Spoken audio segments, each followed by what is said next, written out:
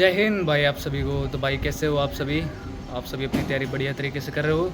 और भाई एक तरफ जो है होमगार्ड के डीवी पीएसटी चल ही रहे हैं, जो कि अभी आपको 7 अगस्त तक चलेंगे। और आज जो है 24 तारीख है, तो कल का जो मुझे डाटा मिला है 23 जुलाई का, जहाँ जहाँ डीवी पीएसटी हुए हैं उसको मैं आपके बारे में बताऊँगा। और जो प्रोविज़नल फ़िट हुए हैं मतलब उनकी भी थोड़ी और अगर मैं कुछ आपको इन्फॉर्मेशन दे सकता हूँ तो वो ज़रूर दूँगा। और अगर आपने जो डीएल या स्काउट गाइड का सर्टिफिकेट फॉर्म में नहीं लगाया था, अब आप लगा सकते हो, तो उसके लिए भी क्या क्या आपको हेल्प मिल सकती है वो सब मैं आपको बताऊंगा, क्योंकि बहुत कुछ सेंटरों पर हुआ है। तो उसी के रिगार्डिंग मैं आपको इन्फॉर्मेशन दूंगा। तो भाई अगर आपको इन्फॉर्मेशन सही लगती है तो चैनल को भाई सब्सक्राइब करिए और जो है लाइक कर दिया करिए। और जो भी आपका डाउट है वो कमेंट में लिख दिया करिए, जो कि मुझे अगर आपको जो भी डाउट लगता है मैं उसका पूरा कोशिश करता हूँ कि जो है पूरा उसको जो है सही तरीके से उसको मतलब समझ पाऊँ, और उसको मतलब जो एक अच्छा एक सटीक आंसर हो मैं उसको दे सकूँ। तो मतलब यही मैं पूरी कोशिश करता हूँ। तो भाई जैसे कि मैं आप चलिए शुरू करते हैं। जो भी मुझे डाटा मिला है मैं आपको पहला सारा डाटा बता देता हूँ कि कहाँ जो है कितने पास हुए हैं, और जो प्रोविज़नल फ़िट का क्या है उसका भी क्या सीन है, मतलब क्या दिक्कतें आ रही हैं उसमें, वो भी मैं आपको बताऊँगा। तो भाई जैसे कि सबसे पहले बात करूँ मैं बाराबंकी की, तो उसमें जो है 55 कैंडिडेट्स को बुलाया गया था, और वहाँ पर जो है एक एब्सेंट रहा, यानी कि 55 वहाँ प्रेजेंट रहे, और उन 55 प्रेजेंट में से लगभग जो है 6 को जो है वहाँ अनफिट कर दिया गया था। तो ये बाराबंकी का डाटा है। इसके बाद में भाई भदोही, जो कि भदोही है एक डिस्ट्रिक्ट, उसमें 55 लोगों को बुलाया गया था, जिसमें कि आपके 2 एब्सेंट रहे, 2 को हाइट में फ़ेल कर दिया गया, और वहाँ पर 51 को जो है फ़िट कर दिया गया, यानी कि प्रोविज़नल फ़िट किसी को नहीं किया गया, सबको यहाँ फ़िट किया गया है। और भाई इसमें ये भी देखने को मिला कि जो भदोही में जो है अपील जो करी थी 2 कैंडिडेट्स ने करी थी, जिसमें कि 2 कैंडिडेट्स ने अपील करी थी, तो एक को जो है वहाँ फिट कर दिया गया और एक को अनफिट कर दिया गया।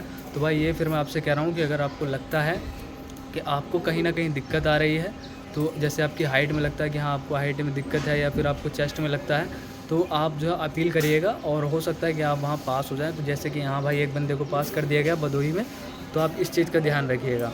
और भाई एक मैं आपको और बताऊं, अगर आपने डीएल या एनसीसी या फिर जो भी आपका सर्टिफिकेट उसमें मांगा गया था एक्स्ट्रा मार्क्स के लिए, वो आपने फॉर्म फिल करते टाइम अगर आपको ध्यान नहीं रहा, आप ये या फिर साइबर कैफ़े वाले ने नहीं लगाया हो फॉर्म, तो आप उसको लेकर के जाइएगा।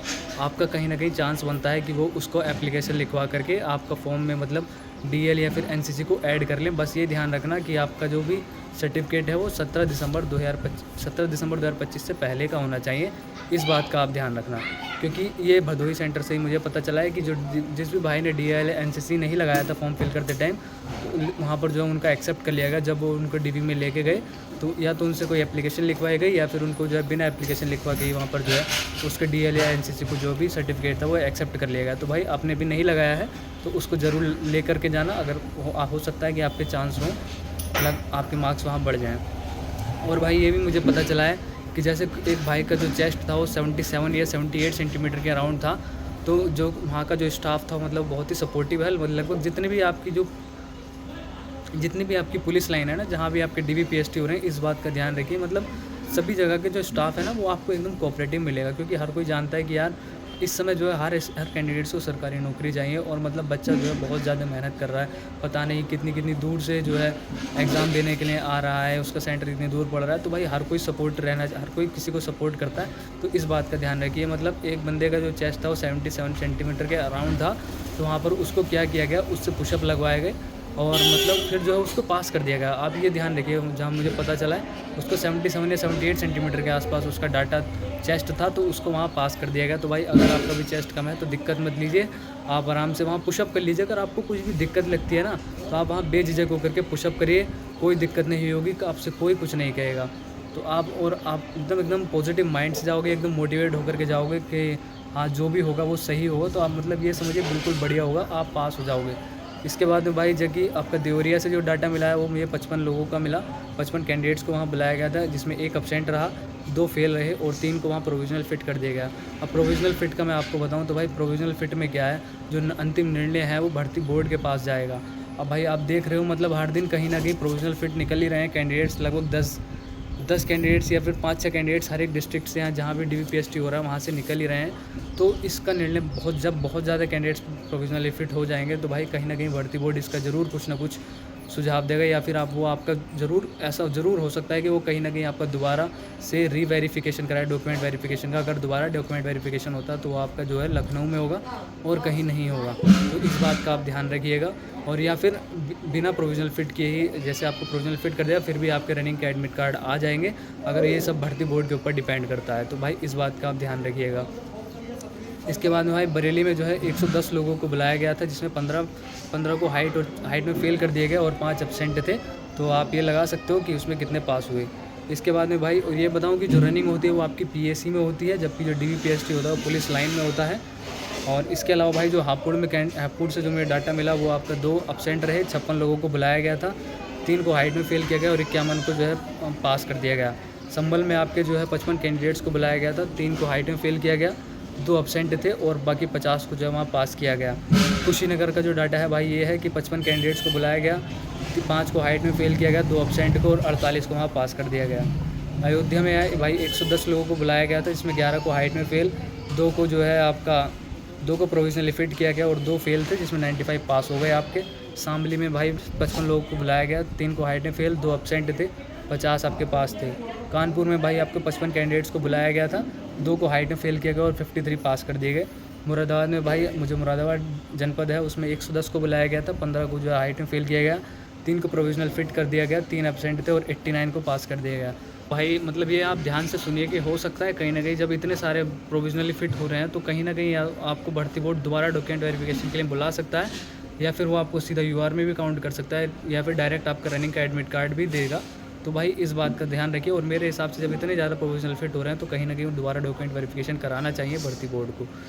तो भाई और ये देखिए मतलब जितना भी मैंने आपको डाटा बताया है उसमें कहीं भी आपको चेस्ट में जो है कोई फेल नहीं मिला होगा। आप ये मान के चलिए ज़्यादातर जो फेल हो रहे हैं वो हाइट में ही फेल हो रहे हैं, जो कि मैंने आपको बताया भी कि हाइट मतलब होमगार्ड का फॉर्म हर किसी ने भर दिया था, जिसकी हाइट कम थी उसने भी फॉर्म भर दिया। तो हाइट कम है तो आप ये मान के चलिए कहाँ से पास हो जाएंगे। 168 सेंटीमीटर आपकी हाइट है, बिल्कुल करेक्ट है, आप बिल्कुल भी फेल नहीं होगे। उससे 1.1 या 0.1 या 0.2 mm भी कम है तो भी वहाँ आपको पास कर दिया जाएगा। आप इस बात की टेंशन मत लीजिए।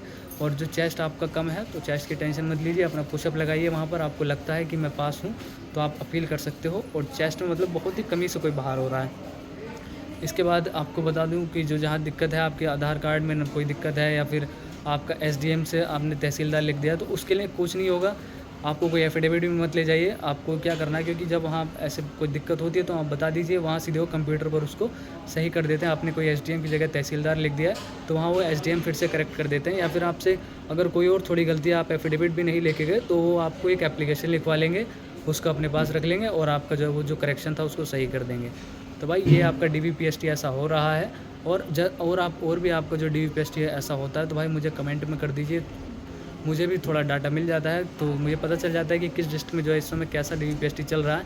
और भाई अगर आपको और भी कोई डाउट है, अगर आप कोई डाउट रह गया है किसी भी डॉक्यूमेंट से रिलेटेड तो आप मुझे कमेंट में कर सकते हैं, मैं उसको पूरी कोशिश करूंगा जवाब देने की। और मैंने आपको बता दिया है कि अगर आपने डीएल या एनसीसी में या और सर्टिफिकेट नहीं लगाए थे फॉर्म फिल करते टाइम तो अभी आप उसको लेकर के जाइए। हो सकता है कि जो आपका बोर्ड बैठा है वो आपकी बात को मान जाए और एक्सेप्ट कर ले और आपका जो मार्क्स है वो इंक्रीज़ कर दे। और तो ये मतलब आप बिल्कुल एकदम पॉजिटिव सोच के जाइए, होगा तो बढ़िया ही रहेगा आपके लिए, और नहीं भी होगा तो कोई दिक्कत की बात नहीं है। लेकिन जहाँ तक जो मुझे पता चला है कि सेंटर पर जो है उसको एक्सेप्ट किया गया है। और जो भाई EWS वाले और OBC वाले मैं बता रहा हूँ कि जो गवर्नमेंट ऑफ यूपी लिखा है जो सर्टिफिकेट जो इंग्लिश फॉर्मेट वाले पे, तो उसको भी मतलब बहुत 4-5 सेंटर पर एक्सेप्ट किया गया है। तो आप इस बात का ध्यान रखिएगा कि आपका जो कौन सा सेंटर है, एक बार आप वहाँ जा कर के पता कर सकते हो कि एक्सेप्ट किया जा रहा है या नहीं। क्योंकि जहाँ मैंने पता किया है 2-3 सेंटर जहाँ मुझे पता चले हैं, वहाँ के कैंडिडेट से मैंने बात करी है तो वहाँ पर उनका जो सर्टिफिकेट है वो एक्सेप्ट किया गया है। तो आप इस बात का ध्यान रखिएगा। बाकी भाई और भी अगर आपका कोई डाउट है मैं पूरी कोशिश करता हूँ उसको सॉल्व करने की, और आपका कोई डाउट रह जाता है तो जो है आप मुझे कमेंट में कर सकते हैं।